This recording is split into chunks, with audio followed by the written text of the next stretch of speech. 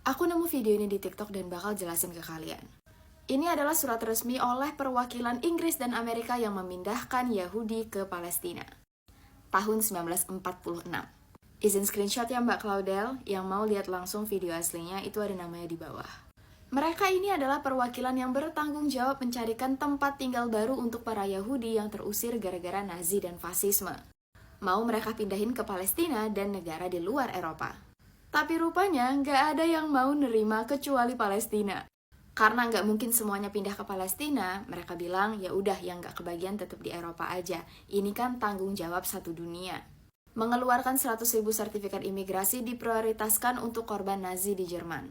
Dan karena nggak ada negara lain yang mau menerima kecuali Palestina, mereka juga wajib untuk membantu karena kasihan Palestina kesusahan sendirian. Untuk yang berusaha menentang, diminta untuk memahami. Kalau ada yang mau baca dan terjemahin sendiri, silakan. Tadi aku lupa ganti slide. Lanjut, di sini tertulis Yahudi tidak boleh mendominasi bangsa Arab dan bangsa Arab tidak boleh mendominasi bangsa Yahudi. Palestina bukan negara Arab, bukan negara Yahudi. Harus melindungi kepentingan Muslim, Yahudi, dan Kristiani.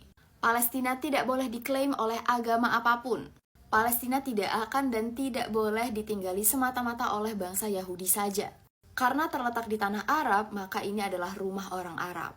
Karena bangsa Yahudi merasa terancam dengan adanya bangsa Arab dan bangsa Arab terancam dengan adanya bangsa Yahudi, maka Palestina harus diresmikan sebagai negara untuk semua.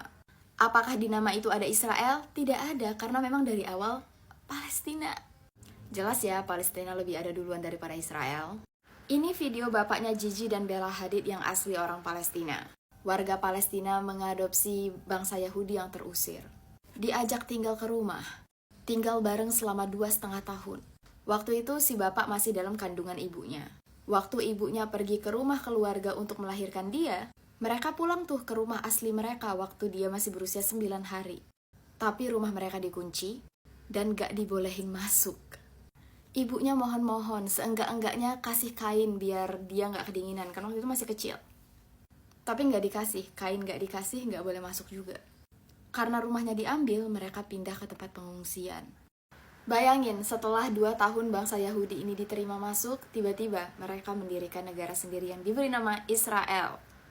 Dan ini konflik pertama yang terjadi di Palestina karena bangsa Arab dari negara lain bersatu untuk menyerang Israel. Karena memang dari perjanjian awal, gak boleh. Palestina itu tempat bareng-bareng. Dari dulu Muslim, Yahudi, Kristiani udah tinggal bareng di situ. Kenapa dia tiba-tiba bikin negara sendiri? Dalam perang ini Israel menang. Mulai tuh orang Palestina terpinggirkan sampai akhirnya sekarang cuma tinggal di Gaza Strip dan juga West Bank. Tanah-tanah lain udah diambil oleh Israel. Bayangin kalau ini terjadi di Indonesia, rumah kalian diambil, disuruh untuk ngungsi.